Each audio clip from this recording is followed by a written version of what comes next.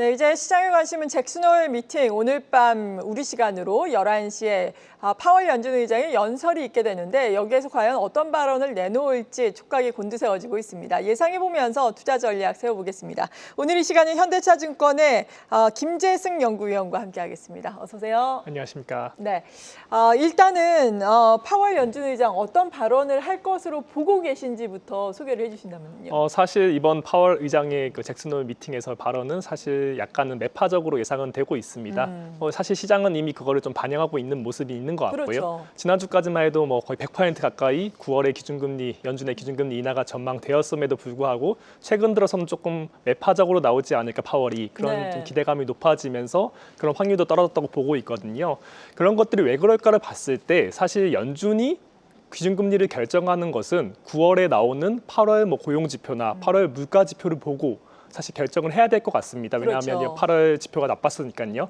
그렇기 때문에 9월에 그걸 보고 결정을 해야 되는데 시장에서는 100% 9월 기준금리 인하 기대감이 높아졌기 때문에 어떻게 보면 그런 것들을 마사지해준 과정에서 조금은 매파적으로 발언을 할 수 있을 것 같다라고 보고 있습니다. 하지만 역사적으로 봤을 때 2022년에 잭슨홀 미팅에서 파월이 강하게 인플레이션에 대한 우려를 표명했다가 그때 시장이 완전 깨지면서 되게 불확실성이 높아졌었거든요. 그런 요소가 있었기 때문에 사실은 그런 정도로 가지 않도록 매우 조심하는 발언을 하면서도 약간은 매파적인 모습을 보이지 않을까 정도. 사실 그래서 중립적인 느낌이 날 것 같긴 합니다. 네, 그때 당시에는 약간 실수처럼 맞습니다. 그렇게 또 비춰졌기 때문에 상당히 이미지가 어떻게 보면 구겨진 측면이 없지 않아 맞습니다. 있었는데 이에 따라서 더 조심할 수 있겠다. 맞습니다. 일단 지금 CME 페드워치상 보자면은 특히나 FOMC 의사록을 우리가 점검한 이후에 연준 인사들도 매파적인 발언이 늘어나고 금리 인하 가능성이 한 72%까지 내려오긴 했지만 여전히 우세한 상황입니다.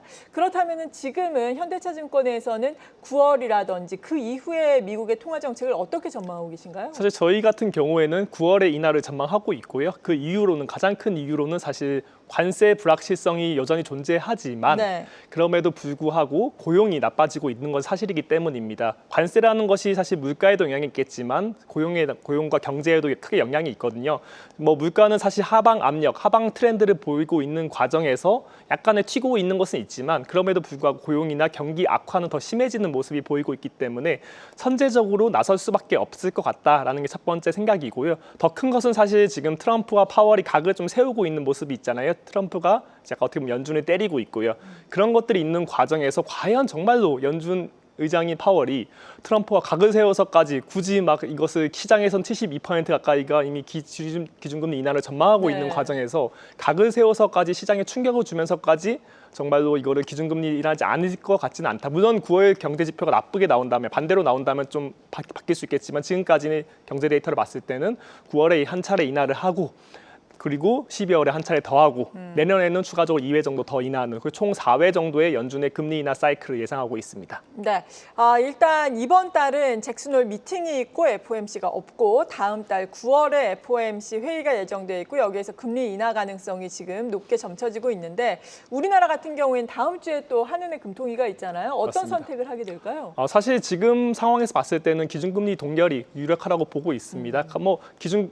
그런 경기에 대한 악화 신호는 상당히 보이고 있지만 지난번 금통위에서 통화정책 당국이 말했던 왜 통화정책을 동결했냐를 그 근거로서 사용되었던 아파트값, 서울시 아파트값과 가계 부채에 대한 이슈가 사실 지금 트렌드 쪽으로는 조금 나아진 것 같긴 하지만 확실한 모습은 보이고 있지 않다는 거죠. 그렇기 때문에 이번에 결정한다기보다는 좀 더 지켜보면서 초과적인 상황을 볼 것 같다. 또한 9월에 있는 FOMC도 좀 구경을 해야 되지.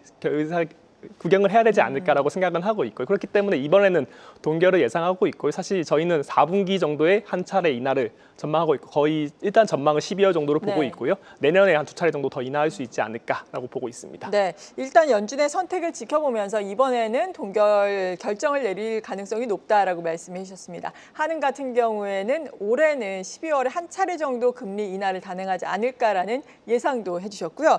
그리고 이제 또 관심은 한미 정상회담 아니겠습니까? 25일에 열리게 되는데 여기에서 또 증시 측면에서 우리가 기대를 해볼 수 있는 요인들 어떤 것들이 있다고 보십니까? 사실 이번 한미 정상회담 같은 경우가 가장 중요한 이벤트라고 저는 보고 있습니다. 사실 대내적인 요인들, 최근에 뭐 증시가 좀 좋지는 않잖아요. 그런 좋지 않은 상황에서 대내적인 요인들이 안 좋기 때문이라고 저는 보고 있고, 그렇기 때문에 대외 요인을 통해서 어떻게 보면 증시의 돌파구를 찾아야 되지 않을까라고 네. 저는 보고 있습니다.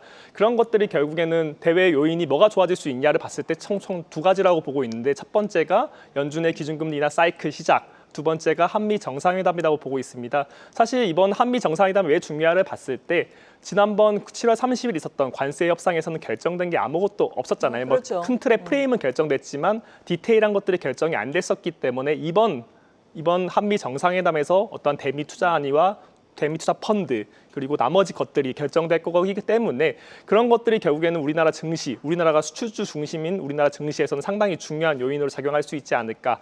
혹시라도 뭐 트럼프가 우리나라에 대해서 경제 협력, 뭐 동맹국으로서 그런 지위를 더 말해주면서 더 좋게 말해준다면 사실은 투자 심리가 매우 회복될 수 있지 않을까라고 보고 있습니다. 네, 이번 한미 정상회담에 많은 기업 총수들이 동행을 하게 됩니다. 특히나 우리가 기대감을 가지고 지켜보고 있는 것이 조선 마스카 프로젝트, 그러니까 미국의 조선 산업을 다시 위대하게 하는 프로젝트와 관련해서 우리 기업들이 어느 정도의 수혜를 입으면서 함께 갈 수 있을 것인가, 이 부분 아니겠습니까? 맞습니다. 어떻게 보십니까? 사실 마스가 프로젝트에 대해서 이제 그런 실적적인 측면은 당장은 네. 나오긴 쉽지 않을 것 같아요. 그것은 당연하게도 일단은 들어가야 되는 돈이 더 중요하지, 뭐 그렇죠. 당장의 아웃풋이 나올 만한 그런 요인은 아니라고 보고 있고요. 하지만 투자 심리적인 측면에서는 상당히 좋을 수도 있을 것 같습니다. 이재명 대통령께서 26일에 필리조선소를 방문하기로 예정되어 있다고 저도 들었는데요. 네. 그렇게 그런 것들이 결국에는 투자 심리에는 상당히 영향을 미칠 수 있지 않을까. 그리고 관세 협상 결과가 결국에는 이 마스가 때문에 잘 됐다라는 얘기가 나올 정도로 마스가 상당히 중요한 프로젝트는 맞거든요. 그렇지만 그것들을 어떻게 프로젝트가 구체화되면서 투자가 되고, 투자되는 결과가 나중에 뭐 어떤 수주를 받을 수 있지, 이런 것들이 구체화되는 과정에서 계속적으로 리레이팅을 받지 않을까, 계속적으로 한 단계씩 올라갈 수 있지 않을까라고 보고 있습니다. 네. 그리고 최근에 노이즈가 있었던 것은 한수원과 그리고 미국의 웨스팅하우스 간에 뭐 불공정 계약이 있었다, 이런 노이즈가 있지 않았습니까? 맞습니다. 하지만 이것을 딛고 어제 오늘 또 원전과 관련된 종목들은 올라가고 있는데, 이 부분은 최근의 이슈에 대해서 어떻게 해석을 하셨어요? 사실 이거에 뭐 이번 원전 이슈 같은 경우가 상당히 뭐 주가가 높아졌다 보니까 부담을 느끼는 상황에서 어떻게 네. 보면 하락 요소로 작용했던 것 같은데, 장기적인 트렌드를 저는 봐야 된다고 생각하고 있습니다. 원전은 사실 당장은 실적으로 잡히지 않는 업종이기 때문에 뭐 당장 실적이 나오려면 상당히 미래에 대한 실적이 중요한 업종이고요. 그렇기 때문에 어떠한 이런 실적보다는 꿈과 그 내러티브가 상당히 중요한데, 이번에 좀 이슈가 있었다고 볼 수 있을 것 같고요. 하지만 저는 AI 테마라는 측면에서 봤을 때 데이터 센터를 많이 지어야 되고, 그 데이터 센터에 들어가는 가장 핵심 에너지원으로서는 결국에는 원전이 사용될 수밖에 없는데, 우리나라 원전이 결국에는 가성비라고 할 수 있죠. 성능 대비 가격이 매우 우수하다라고 할 수 있고, 또한 건설 과정에서 어떤 납기를 잘 지키고 비용이 인상되지 않는 측면에서는 한국이 상당한 글로벌 신인도를 얻고 있습니다. 중동에서 그렇게 성공적으로 많이 했었고요. 그런 것들을 전반적으로 봤을 때 우리나라의 그런 AI 테마 하에서 우리나라의 원전 기술이 상당히 메리트가 있고, 그렇기 때문에 이것을 잘 육성해 나가는 과정에서는 노이즈는 있겠지, 왜냐하면 당장 실적은 없을 수 있으니까요. 하지만 우리나라 장기적인 투자 관점에서는 상당히 중요한 산업이 될 수 있을 것 같다라고 보고 있습니다. 네, 한미 정상회담을 앞두고 이렇게 많은 성과가 나오기를 기대를 하면서 기대감을 갖고 있는 게 사실이지만, 워낙에 트럼프 미국 대통령이 돌발 발언을 하다 보니까 이 좀 불안감도 없지 않아 있었단 말이죠. 맞습니다. 최근에 반도체 칩스법과 관련해서 보조금 주면은 지분 줘야 한다, 또 이런 얘기를 했었잖아요. 맞습니다. 방금 나오고 있는 뉴스로는 또 미국 투자 늘리고 있는 대형 업체들에 대해서는 지분 확보 추구할 계획이 없다. 대표적으로 상무부에서는 또 TSMC, 마이크론 지분 확보 검토하고 있지 않다, 이런 뉴스가 또 나오기도 하고 있거든요. 우리 삼성전자, SK하이닉스도 또 눈여겨봐야 할 부분인데, 아무튼 뭐 정상회담과 관련해서 우리가 관심을 가질 수 있는 업종이라든지 이런 것들은 추가적으로 어떤 것들이 있을까요? 사실 가장 기본적으로 봤을 때는 반도체가 저는 가장 유망해 네. 보이긴 합니다. 왜냐하면 그만큼 지금 미국 정부가 인텔에 대해서 인수를 나설 만큼 그런 반도체 산업의 육성과 지키는 것을 상당히 중요하게 보고 있잖아요. 그런데 이번 한미 정상회담에서 가장 중요한 것 중 하나가 뭐 마스가도 있겠지만 사실 반도체에 대한 대규모 투자안이 나올 가능성이 매우 높다고 보고 있습니다. 결국에는 미국의 공장을 가지고 있는 반도체 회사들은 다른 나라, 밖에 있는 나라의 반도체 회사들에 비해서 훨씬 유리한 쪽의 그런 지위를 유지할 수 있을 거라고 저는 보고 있거든요. 그런 측면에서 봤을 때 결국에는 이번에 한미 정상회담에서 반도체에 대한 대규모 투자가 나오고 그것이 트럼프가 받아들여주면서 품목별 관세에 대한 반도체에 대한 품목별 관세에 대한 조금은 우려가 좀 완화된다면 저는 반도체에 대해서는 좀 더 좋게 볼 수 있지 않을까라고 보고 있습니다. 거기에 뭐 이번에 경제 찾았단 멤버를 본다면 네. 결국에 뭐 자동차나 2차 전지, 항공 그런 것들에 대한 대규모 투자가 나올 수도 있고요. 하지만 그런 것들은 투자를 할 수 있는 게 어느 정도 좀 정해져 있는 부분들이 있는데 반도체가 좀 더 크게 나오지 않을까라고는 생각되고 있습니다. 네, 우리에게 유리한 또 뉴스들이 많이 나오기를 기대를 하면서 지켜보도록 하겠습니다. 그리고 최근에 시장이 조정을 받을 때는 사실 사람의 투자 심리라는 게 이렇게 쉽게 흔들리나 싶을 정도로 정말 조방원도 조정을 깊게 받으니까 이제는 조정이 추가되는 것이 아닌가라는 우려감이 주초만 해도 있었잖아요. 어제 오늘 같은 경우는 좀 반등에 성공하고 맞습니다. 있기는 한데 조방원 주도주의 역할을 계속해서 수행할 수 있을까요?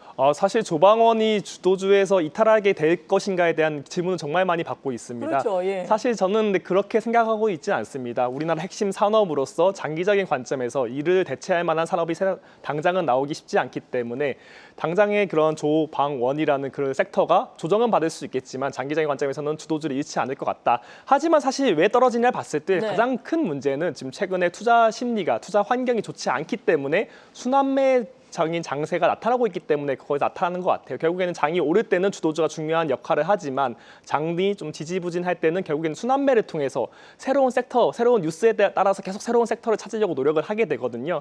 그런 관점에서 좀 조방원이 조정을 받는 게 아닐까. 하지만 저희가 생각했을 때는 장기적인 관점에서 그런 투자 심리가 회복되고 장이 다시 또 3,200선을 돌파하면서 올라가는 장에서는 네. 결국에는 주도주가 역할을 해줄 수밖에 없다라고 보고 있습니다. 그렇기 때문에 더 중요한 거는 전체적인 시장이 안 좋아서 조방원이 좀 지지부진한 거지 조방원 자체에 대한 그런 어떠한 뉴스가 뭐 훼손되었냐 그런 강세 뷰가 그렇다고 보지는 않습니다.